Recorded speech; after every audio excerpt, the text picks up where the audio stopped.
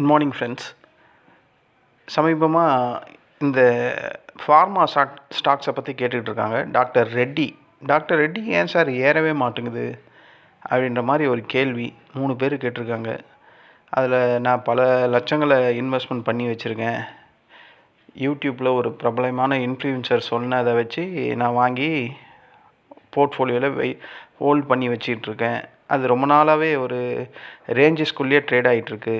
அது ஏறுமா ஏறாதா, அதை பற்றி கொஞ்சம் அனலைஸ் பண்ணி சொல்லுங்கள் அப்படின்ற மாதிரி சொல்லியிருந்தாங்க. சரி, நம்ம அதை பார்ப்போம்.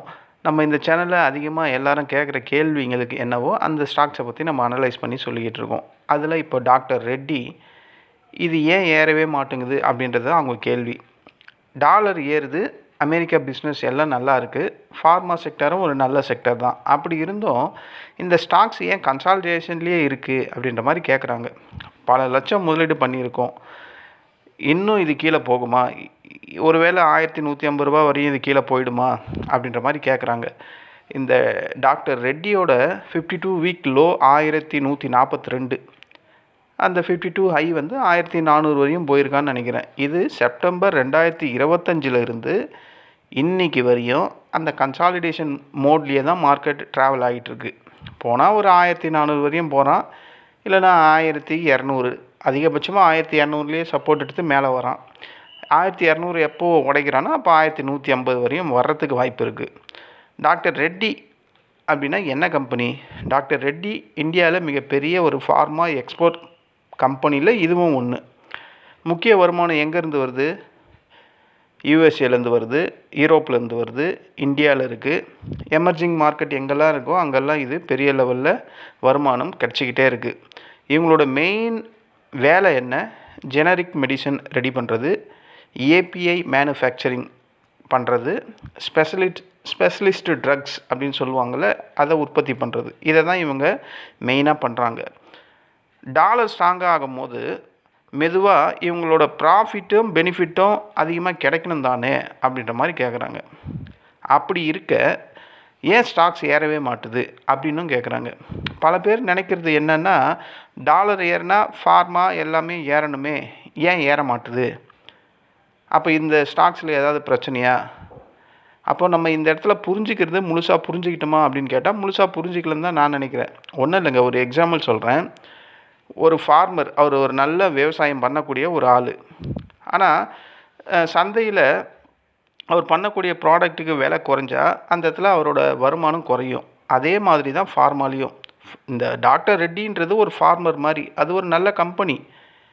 இப்போ சந்தையில் அதோட விலை குறையுதுன்னா அப்போ கண்டிப்பாக வருமானம் குறைய தான் செய்யும். அதே தான் இப்போது இந்த டாக்டர் ரெட்டிலே நடக்குது.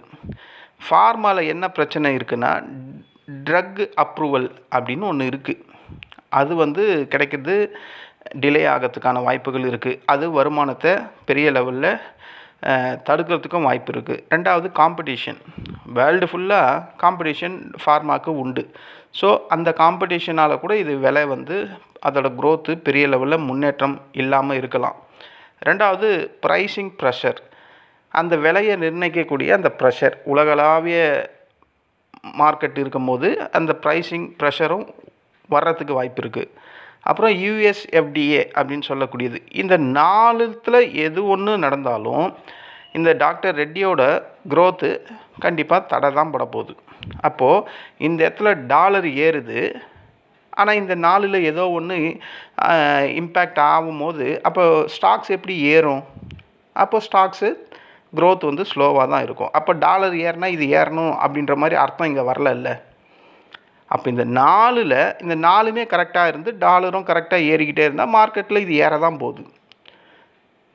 அப்போ டாலர் மட்டும் ஏறுது. அப்போ இந்த 4ல் நான் சொன்னதில் drug approval, competition, pricing pressure, இந்த யூஎஸ்எஃப்டிஏ இதில் ஏதாவது பிரச்சனை இருக்கும்போது டாலர் ஏறினாலும் ஸ்டாக்ஸு பெரிய லெவலில் ஏறாது. இதுதான் எனக்கு தெரிஞ்ச விஷயமா இருக்கும். ஏன்னா டாலர் ஏறிக்கிட்டு தான் இருக்குது, நம்ம கண்கூடாக பார்த்துட்ருக்கோம். வார் நடந்துக்கிட்டு இருக்குது. வார் நடக்கும்போது டாலர் வந்து இன்க்ரீஸ் ஆக தான் செய்யும், கோல்டு இன்க்ரீஸ் ஆகும். கச்சா எண்ணெய் உயர்ந்தால் டாலர் இன்க்ரீஸ் ஆகும். ஸோ எல்லாமே டாலர் நல்லா இருக்கும்போது அப்போ இவன் ஏற தானே செய்யணும். நீங்கள் கேட்குற கேள்வி கரெக்டு. பட் நான் சொன்ன இந்த 4ல் ஏதோ ஒன்றில் இந்த ஸ்டாக்ஸ் பெரிய லெவலில் அடிபட்டுக்கிட்டு இருக்குது. அதனால தான் அதால் க்ரோத்து பெருசாக கொடுக்க முடியல. ரொம்ப நாளாக கன்சாலிடேஷன் பீரியட்லேயே இருக்குது. தற்போது இந்த டாக்டர் ரெட்டியில் இருக்கக்கூடிய முக்கிய பிரச்சனை என்ன? சமீபத்தில் டாக்டர் ரெட்டி செமிக்ளூட்டைடு அப்படின்னு டயாபெட்டிஸ் வெயிட் லாஸ் ட்ரக்கை சப்ளை பண்ணியிருந்தாங்க. அதில் சப்ளை இஷ்யூ வந்திருக்கு அப்படின்ற மாதிரி இருந்தது. குவாலிட்டி தொடர்பான பிரச்சனை அந்த செமிக்ளூட்டைடில். அதனால் உற்பத்தி பெரிய லெவலில் பாதிக்கப்பட்டது. அதை டிஸ்ட்ரிபியூட் பண்ணுறதுலேயும் பெரிய லெவலில் பாதிப்பு இருந்தது. இதனால தான் க்ரோத் எக்ஸ்பெக்டேஷன் அங்கே குறைஞ்சதா இன்வெஸ்டர்ஸ் எல்லாருமே நினைக்கிறாங்க. அதனால தான் ஸ்டாக்ஸ் சமீப காலமாக ஒரு பெரிய கரெக்ஷன் வந்துட்டு அங்கேயே கன்சாலிடேட் ஆகிட்டே இருக்குது. இதுதான் இப்போ இருக்கக்கூடிய மிகப்பெரிய பிரச்சனை இந்த டாக்டர் ரெட்டியில். அப்போ இன்வெஸ்டர்ஸ் ஏன் பயப்படுறாங்க அப்படின்ற அடுத்த கேள்விக்கு இன்வெஸ்டர்ஸ் இப்போ கேட்குறது கம்பெனி மோசமாகிடுச்சா அப்படின்னு கேட்டால் கம்பெனி மோசமெல்லாம் இல்லை. அவங்க கேட்குறது ஃப்யூச்சர் க்ரோத்தும் ஸ்லோவாக தான் இருக்குமா, இதை தான் அவங்க கேட்குறாங்க.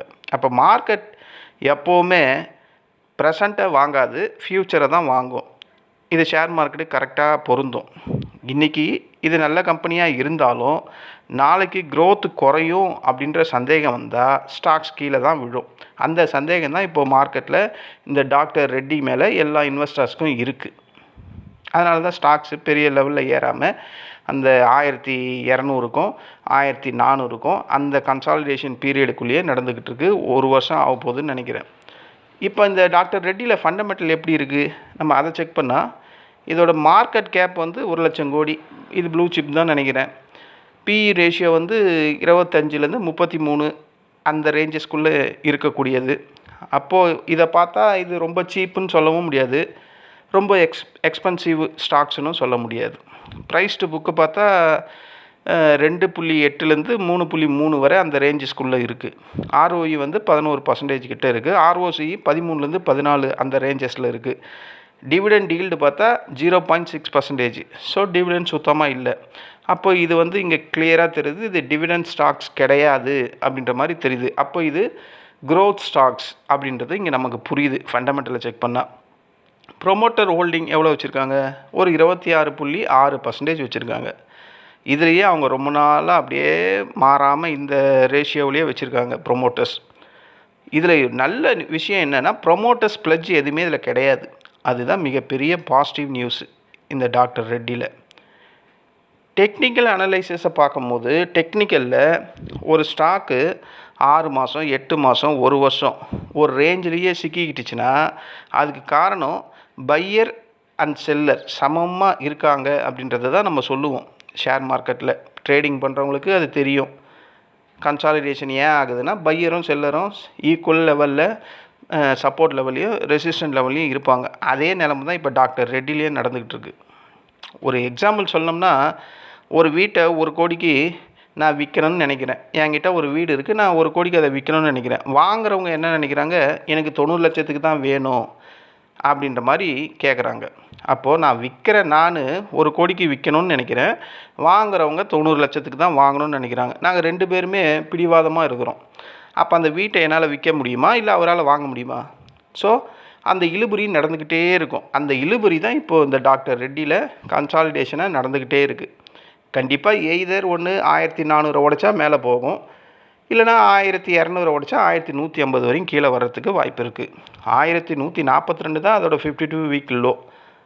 அப்போது 1150 வர்றதுக்கு வாய்ப்பு இருக்கா அப்படின்னு என்ன கேட்டால் வரலாம், வராமையே இருக்கலாம். இதுக்கு இவ்வளோ தான் பதில் சொல்ல முடியும். ஏன்னா இன்றைக்கி நம்ம இதை பற்றி பேசுகிறோம், நாளைக்கு நாளான்னைக்கு அடுத்த நாள் என்ன நடக்குன்னு நமக்கு எப்படி தெரியும்? ஸோ அப்போ அது சொல்ல முடியாது. அப்போது இருக்கலாம், வரலாம், போகலாம் அப்படின்னு தான் சொல்ல முடியும். அப்போ 1150க்கு வருமானு கேட்டால் வரலாம், வராமையும் இருக்கலாம் அப்படின்னு தான் சொல்ல முடியும்.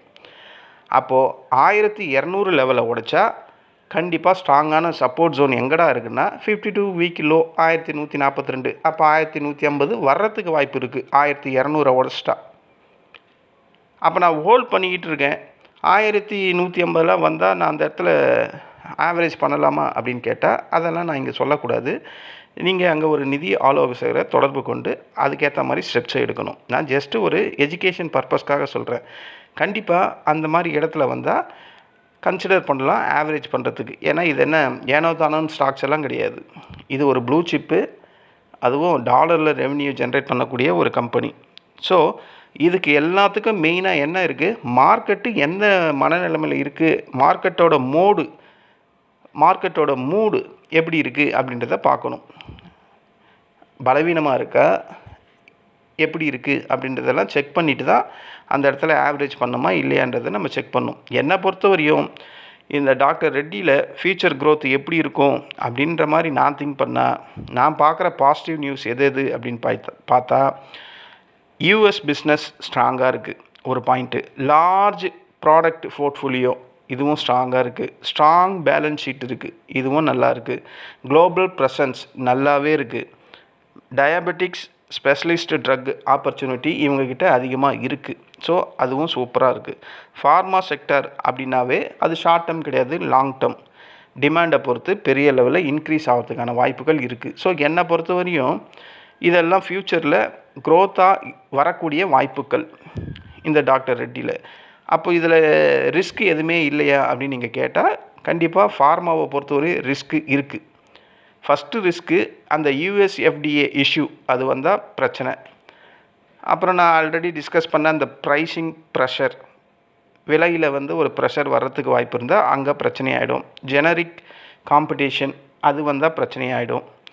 செமிக்ளூட்டைட் டிலே ஆனால் அதுலேயும் பெரிய லெவலில் பிரச்சனை வரும். ஏர்னிங் க்ரோத் ஸ்லோ டவுன் ஆச்சுன்னா மார்க்கெட்டு பெரிய லெவலில் பிரச்சனைக்கு உள்ளாகும். இப்போ நடக்கக்கூடியது ஏர்னிங் க்ரோத் ஸ்லோ டவுன் தான் டாக்டர் ரெட்டியில். ஸோ இதெல்லாம் வந்தால் டாக்டர் ரெட்டிக்கு பிரச்சனையாக அமையறதுக்கான வாய்ப்பு.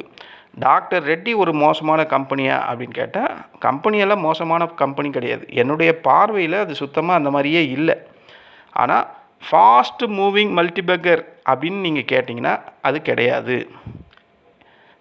இது ஃபாஸ்ட் மல்டிபெக்கர் அந்த பேஸ்லேயே இந்த டாக்டர் ரெட்டி வராது. ஓகேங்களா? இது மெச்சூர்டு ஃபார்மசி கம்பெனி. அதனால் 2 மாதத்தில் 3 மாதத்தில் டபுள் ஆகும், ட்ரிபிள் ஆகும், 10x ஆகும், 5x ஆகும் அப்படின்னு நீங்கள் எதிர்பார்க்கவே கூடாது. ஆனால் அதுக்கு பதில் 3லேருந்து 5 வருஷம் டைம் கொடுத்தீங்கன்னா இந்த ஃபார்மா செக்டர் கண்டிப்பாக தொடர்ச்சியாக க்ரோத் ஆகிட்டே இருந்தால் நல்ல வெல்த்தை ஜென்ரேட் பண்ணுறதுக்கான வாய்ப்புகள் நல்லாவே இருக்குது டாக்டர் ரெட்டியில். இப்போ ஸ்டாக்ஸ் ஏறலைன்னா கம்பெனி மோசம் அப்படின்ற மாதிரிலாம் அர்த்தம் கிடையாது. இது மார்க்கெட் ஃபியூச்சர் க்ரோத்தை பற்றிய சந்தேகம்தான் இப்போது டாக்டர் ரெட்டியில். ஃப்யூச்சரில் இது இப்படியே இருந்தால் என்ன ஆகும் அப்படின்ற மாதிரி. பட் டாலர் ஜென்ரேட் ஆகும்போது, டாலர் பெரிய லெவலில் இம்ப்ரூவ் ஆகும்போது இதெல்லாம் ஏறக்கூடியது தான். அந்த 4 பாயிண்ட் சொன்னோம் பார்த்தீங்களா ஸ்டார்டிங்கில், அதுவும் சப்போர்ட் பண்ணால் இதெல்லாம் தடபடலாக ஏறி மேலே போயிடும். ஸோ நம்ம மார்க்கெட்டோட ஃப்யூச்சர் க்ரோத்தை தான் பார்க்கணும். இப்போ மார்க்கெட்டில் அது இறங்குதா ஏறுதா அப்படின்னு பார்த்தா நமக்கு வெறுப்பாயிடும். இன்வெஸ்ட்மெண்ட் பண்ணுற அந்த தாட்ஸே குறைய ஆரம்பிச்சிடும். ஸோ அதெல்லாம் நம்ம பார்க்கக்கூடாது. நம்ம 5 வருஷம் கோலு டாக்டர் ரெட்டி அப்படின்னா 5 வருஷம் வரையும் வெயிட் பண்ணணும். நடுவில் ஏற்ற இறக்கங்கள் மாறி மாறி வரதான் செய்யும். ஒரு ஸ்ட்ராங்கான சப்போர்ட் ஜோன் வரும்போது அந்த இடத்துல ஆவரேஜை கன்சிடர் பண்ணுறது ரொம்ப நல்ல செயல். அதை நம்ம பண்ணணும். ஓகேங்களா? இந்த கம்பெனி இந்த மாதிரி சந்தேகத்துக்கெல்லாம் அப்பாற்பட்ட கம்பெனி. ஓகேங்களா? இப்போ அது கன்சாலிடேஷனில் இருக்குது. நாளைக்கு ரேலி கூட ஸ்டார்ட் ஆகலாம். 1400 தாண்டிடுச்சுன்னா ரேலி வர்றதுக்கு வாய்ப்புகள் இருக்குது. இல்லை இப்போ 1200 சம்திங்கில் ட்ரேட் ஆகிட்டுருக்கு. 1200 உடைச்சா 1150 வர்றதுக்கும் வாய்ப்புகள் இருக்குது. ஒரு நல்ல கம்பெனியில் முதலீடு செஞ்சாலும் சரியான நேரத்தில் மார்க்கெட் வேல்யூ கொடுக்காமல் இருந்தால் இந்த மாதிரி பிரச்சனை தான் வரும். அதுதான் இப்போ டாக்டர் ரெட்டியில் இருக்குது. ஆனால் அதோட நல்ல கம்பெனி அப்படின்ற பேர் மோசமான கம்பெனியெல்லாம் இன்னும் மாறலை. ஒரு நல்ல கம்பெனிக்கும் ஒரு மோசமான கம்பெனிக்கும் உள்ள வித்தியாசம் என்னென்னா, ஒரு நல்ல கம்பெனி ஒரு கன்சாலிடேஷனில் பீரியடில் இருந்தால் கண்டிப்பாக அதுக்கான க்ரோத் வரும்போது மேல் நோக்கி போகும். இதுவே ஒரு பேட் கம்பெனியாக இருந்தால் அது என்ன தான் கன்சாலிடேஷனில் இருந்தாலும் கீழ் நோக்கி போய்கிட்டே இருக்கும். இதில் ரெவென்யூ பார்த்தா டாலரில் ஜென்ரேட் பண்ணக்கூடியது. ஸோ அது ஒரு அட்வான்டேஜஸ் இருக்குது. ஓகேங்களா? நீங்கள் இதெல்லாம் போட்டு குழப்பிக்காமல் ஒரு 3லேருந்து 5 வருஷம் இந்த டாக்டர் ரெட்டிக்கு டைம் கொடுத்தீங்கன்னா இது பெரிய லெவலில் ப்ரோக்ரஸ் ஆகிறதுக்கான வாய்ப்புகள் இருக்குது. இதில் ரிஸ்க்கும் இருக்குது. நான் ஆல்ரெடி டிஸ்கஸ் பண்ண மாதிரி. ஓகேங்களா? இப்போ ஓரளவுக்கு உங்களுக்கு புரிஞ்சிருக்கும். இப்போ இந்த டாக்டர் ரெட்டியில் இருக்கக்கூடிய பிரச்சனை என்ன அப்படின்றது. டாக்டர் ரெட்டியில் இருக்கக்கூடிய பிரச்சனை ஏர்னிங் க்ரோத் ஸ்லோ டவுன். அந்த பிரச்சனையில் மாட்டிக்கிட்டு இருக்குது. இது மெல்ல மெல்ல கிளியர் ஆகிடும். கிளியர் ஆகிடுச்சுன்னா மேலே போகிறதுக்கான வாய்ப்புகள் இருக்குது. இந்த ஆடியோ உங்களுக்கு பிடிச்சிருந்தா என்னுடைய சேனலை சப்ஸ்கிரைப் பண்ணுங்கள். நன்றி, வணக்கம்.